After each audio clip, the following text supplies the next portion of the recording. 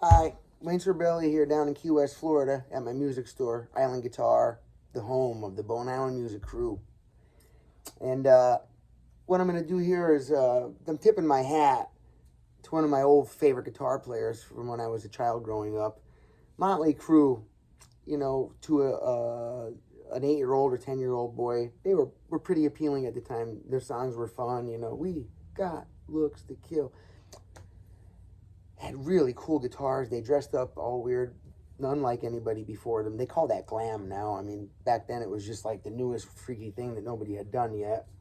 And no, it is not guys dressing up like girls. Glam is just where guys do their hair, and they don't dress like women, but they just dress like a rock star. It's called glam. They kind of, you know what? I don't think the 80s people invented it. I think David Bowie probably invented it, in the 70s with his Ziggy Stardust character. That's my opinion. If anybody has any information on that or other things to say on it, please put it in the comments. I'd love to know more about that, actually, because that's my understanding of it, or my perception of it. I haven't heard it anywhere, but that's my belief. Okay, now, I made a video earlier. I will put the link in the bottom of this when I'm finished making it. And that has this song done in its original recording key, which is their guitars are tuned to D standard. So that's the original recording. If you have an old CD or album or the original recording on your phone, you know, that you bought and or copied or whatever, right? But that's going to be down a whole step in sound. But not everybody wants to have to retune their guitar to learn a song, and I understand that. So I like to make the videos of songs that are tuned weird, or not weird, but just songs that are tuned differently. I like to make the video then in a way that people can play the song in standard. Now, you can learn it this way, and I'm going to drop a link in there if they'll let me. I don't think it'll be an issue on my channel, because somebody took the song and then used the computer to raise the pitch of the song up to match our guitars in standard tuning. So that means that we can learn it on our regular guitar without having to learn how to retune it. And that means that we can start practicing it to the actual song, which is one of the most important parts about trying to play songs on a guitar, is being able to practice it slowly but correctly, as we do not want to practice our mistakes over and over. You will become an expert at your errors, and you don't want that to happen, okay? So please take my advice on this. I've been playing a very long time, and I've had a lot of students, so I've had a lot of experience seeing what works and what doesn't work. And if you want to learn how to kick some major butt on the guitar, please follow some advice. Let's start with this. For learning songs, if you don't have to change the tuning of your guitar, don't, because you're wasting time. You could be playing instead of that, okay?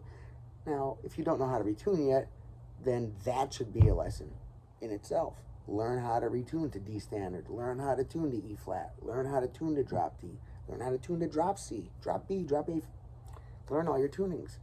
But if you're not in school studying music for a class and you have to learn that now today for a test, then no, you don't have to learn that today. You can learn the song today in standard tuning and play along to it, because I rigged it up that way so that, I don't know, because it make it easy for you, all right? But if you're going to play it out, I would suggest, if you're going to try to do the song in front of people, I would try to do it in the original key. You know, it does make a difference. That's my opinion. If you can. If your singer can. And if you can. Okay. Now,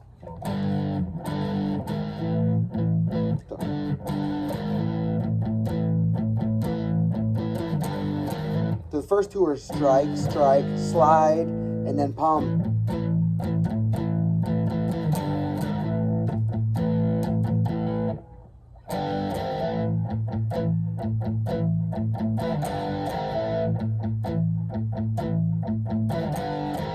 See how that goes? Now, if you saw in the middle, I hit my guitar switch quickly, because if you have your switch up on this pickup, it's kind of a rounder sound, and they kind of have a crispier sound. So I get that on this kind of guitar, or on all guitars really, by using your rear pickup, or what you call as your bridge pickup. And then I get that on this guitar by pushing my switch down, all right?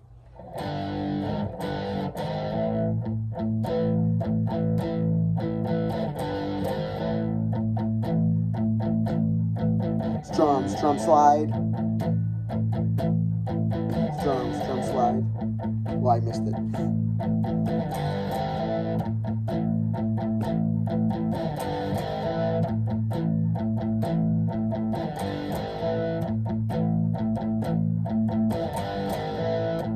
And then once you have that, do it a bunch of times, practice that a bunch of times. I make sure I do them for 10 seconds, and then you can just tap it on your screen, you know, it goes back to exactly 10 seconds. So this way, you can kind of loop it without having to loop it. Once again, I'm doing it for your convenience, all right? I've been doing this a long time, so by now I have a couple of tricks that I use to help. Notice I'm not on my Boss Katana amp, which I still love. That's my favorite right now. But I'm loving these little Black Stars. I mean, for a small 40-watt amp, wow, this thing's loaded. This is a preset. I didn't dial this in. I mean, I normally dial everything in. I'm really picky with my tone. Well, I can't say I didn't dial it. I mean, I even face the amp a little bit away from the wall, and I do things to make it sound good when I record.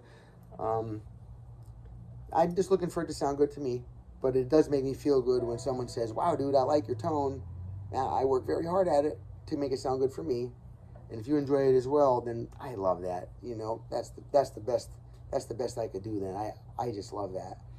Okay, so now that's the intro, the slide part. Those sorts, remember, strum, strum, strum, strum, slide.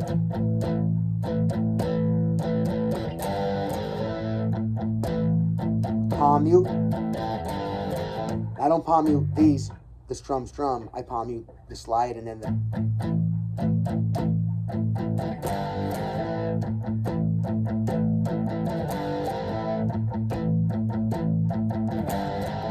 And then it's going to go into the second riff. This is an A, that's an A.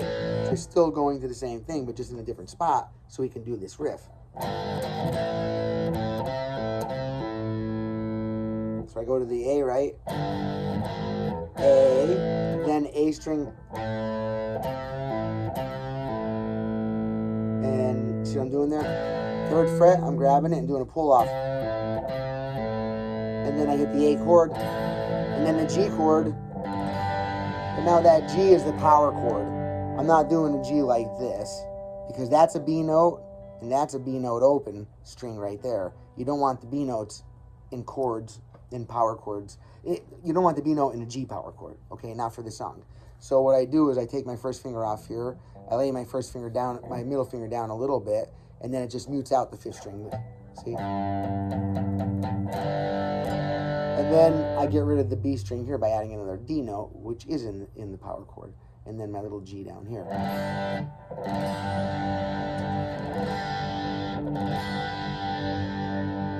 Yeah, this is actually the intro for Girls, Girls, Girls, I believe. Whoa, whoa, motorcycles. Hey, Tommy, what Vince wear? You know that. But now ours here, this song is going to be, after it gets on that A, right? And then you hit the A chord, and then the G chord. Now watch this.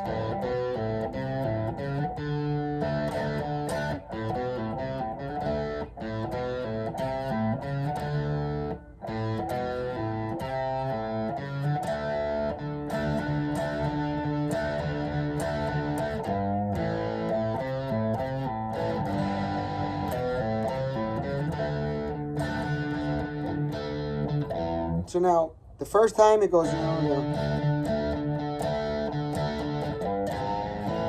come back to the A, but the second time,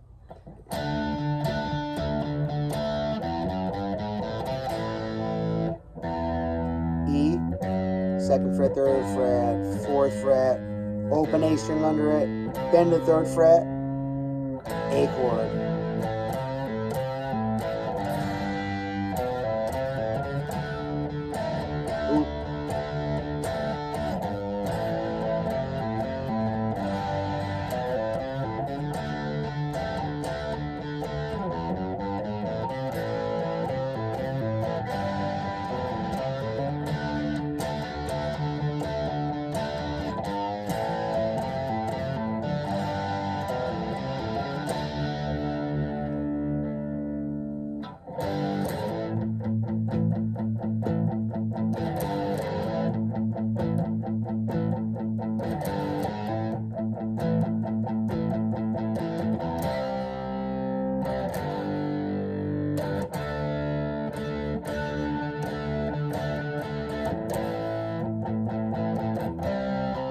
So, I'm sorry.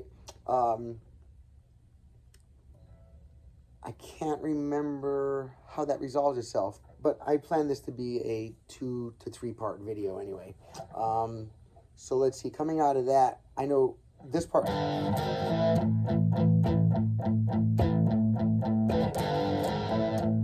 Now it's confusing because it's not the same as the introduction part.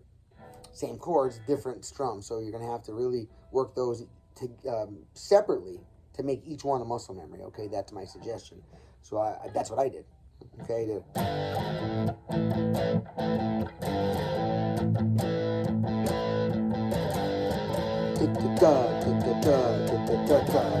That's the beginning. This one is, you know, he comes in.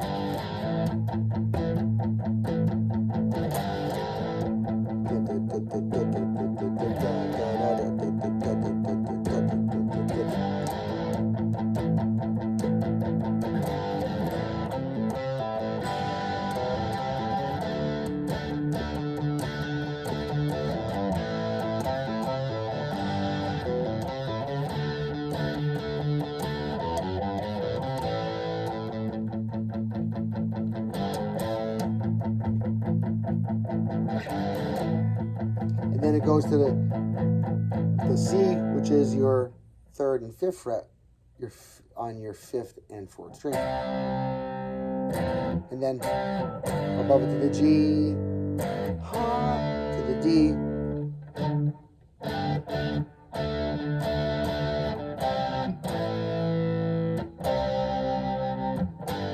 Nope, that's where it doesn't go back to that. So I think it goes.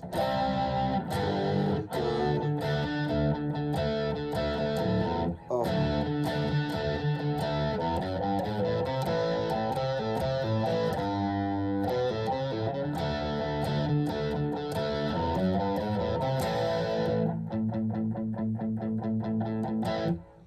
I love that stuff so much. Well, if you have any questions, please drop them in the comments. I don't mind at all taking time, the few minutes it takes me or whatever. People ask me questions. They think it's going to be a big task or something. It just takes me a second. I go, think about it, write it back, and I help you out a lot that way. You're helping me out by watching my channel. I appreciate. I need 4,000 hours of watch time before I can make my YouTube channel a real business channel. And that doesn't mean that you guys have to pay for it, anything like that. It just means that YouTube will find me worthy to start kicking me some of their advertisement money that they make on my channel. Until you reach 4,000 hours of public watch time, you're not eligible for it. So if you can, if it is something that's not going to bother you or affect you in some way negatively, please hit the subscribe button. Please hit the like button. Please drop comments. Please share. If you have a social network, I mean, if you're on Facebook or something like that, I wouldn't be. They suck. But anyway, I have one for my store. I can't say anything. But I share my YouTube videos on there. You know, this is my real platform. I hang out on YouTube mostly. All right. Thank you. Wayne Sorbelli, Key West, Florida, saying forward thinking, forward moving, happy strumming, happy picking. Blessings. I wish you well. Good luck with your playing. Become a rock star. I mean that. I really mean that. You could do it. You just have to practice every day for a few minutes. All right. Bye-bye.